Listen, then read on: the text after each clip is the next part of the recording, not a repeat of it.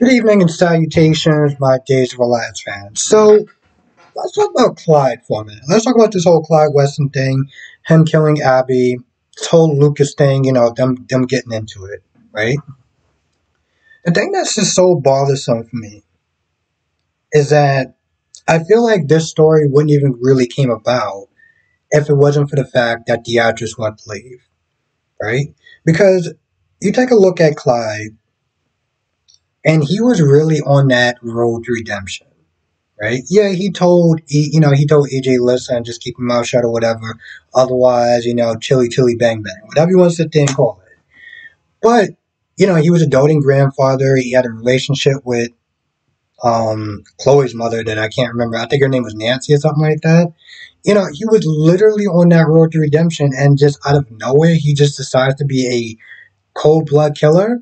Like, I'm sorry, but it's not so much that I don't know if the dude's ever killed before, but it seems kind of left field that just came out of nowhere. And of course, it only really came about was because the character wanted to leave.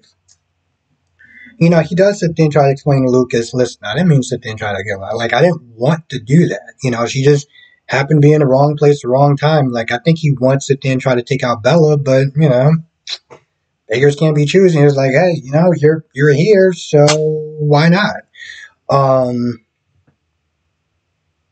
And even then, it was just one of those things where it's like, maybe if you just keep your mouth shut or whatever. Point of the matter is, he wound up doing it. But you can tell in that scene, I remember, that that's not something that he generally wanted to do, right? But, so him sitting there talking, and, granted, Lucas made a valid point, like, listen, regardless if you want to do it or not, you still did it. And the fact that you're still above ground and she's not, that's a crime in itself. Of course, Clyde does sit to remind her, hey, listen, first of all, you're not going to do anything to me. Second of all, I have people on the outside.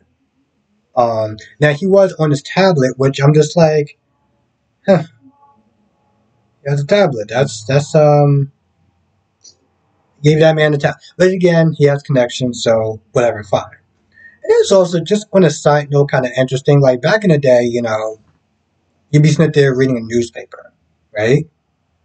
Like, back in the olden days or whatever, when you watch soaps or whatever, there's always a newspaper. Now, year 2023, we're looking at our tablets. Looking at our tablets, our phones, whatever it is. This is just, I always sit there and say this sometimes. Whenever I see a soap character read something on a tablet, it's like, whenever I'm at work and I see people sitting to give me a newspaper, I'm just like, the hell is this?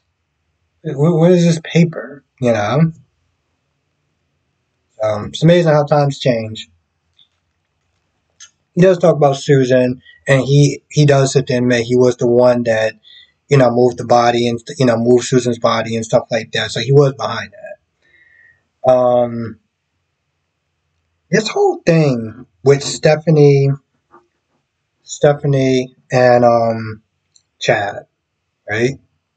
This thing was doomed from the start, right? They might have had good intentions and maybe felt something for each other, but in the end, I don't think it was ever really going to work, And just coming in from her point of view, the guy literally lost his wife with his two kids.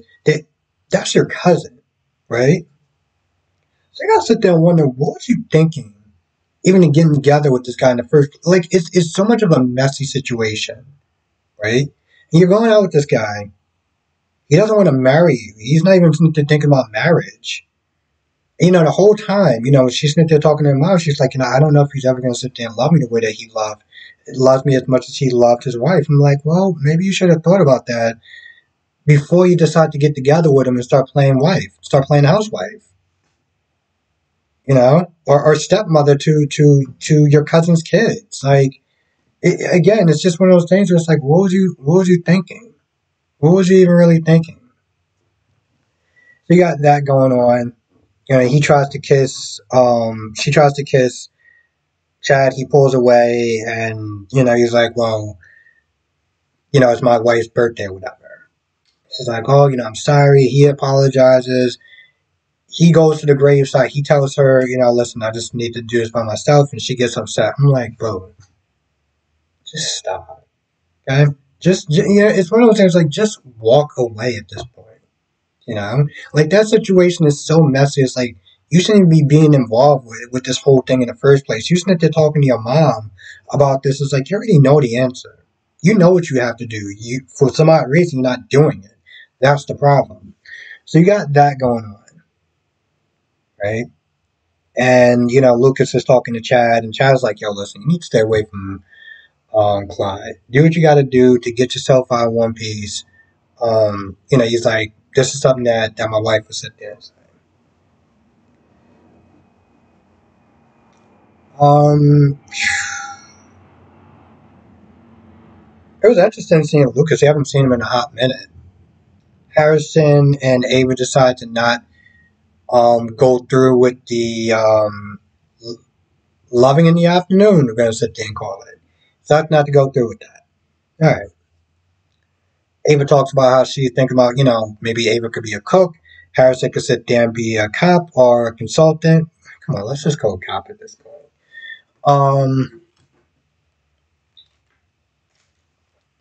What happened to Clint? Not that I'm complaining, but I don't want that little weasel just kind of showing up out of nowhere with his whole, I forget what you sit there and call him, the Proud Boys kind of whole vibe going on. Whatever happened to that character? Maybe it's just sit there and tell us that he moved, he went somewhere else. Fine. But at some point, you need to sit there and boot out Paulina as well. And she needs to go. Get somebody else up in there. I mean, it can't be Clint, but you gotta do a little bit better than Paulina at this point. That chick is making decisions based off her feelings, so I ain't with it. Trip is attacked by some dr- junkie. At least he thinks that he's a junkie. And Ava finds out. Ava gets a call from Clyde, and Clyde pretty much is like, "Yeah, that whole thing, it didn't happen by accident." Basically Smith is saying that he orchestrated that. At some point, I don't know if he actually said he wants her to meet him or anything like that, but that's going to end up happening. I'm very curious to then see what that's about, why he wants her. Um,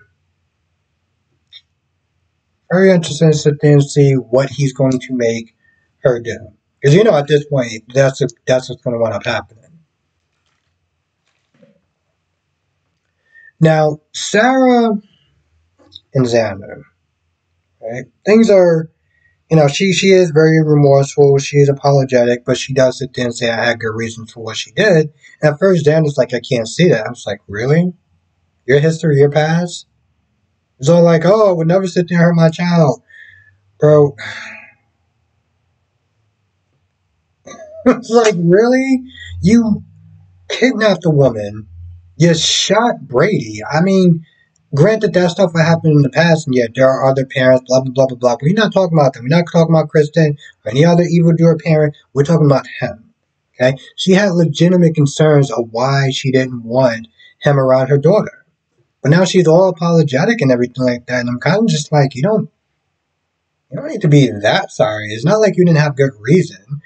So everything is working out fine, and they're getting close. And then she finds out that Xander wanted full custody, which was a huge mistake.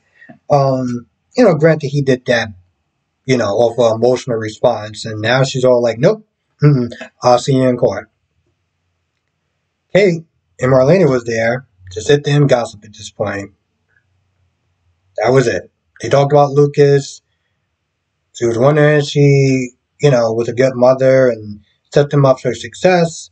And at this point, I'm just like, why do you keep this showing those two, but specifically Marlena?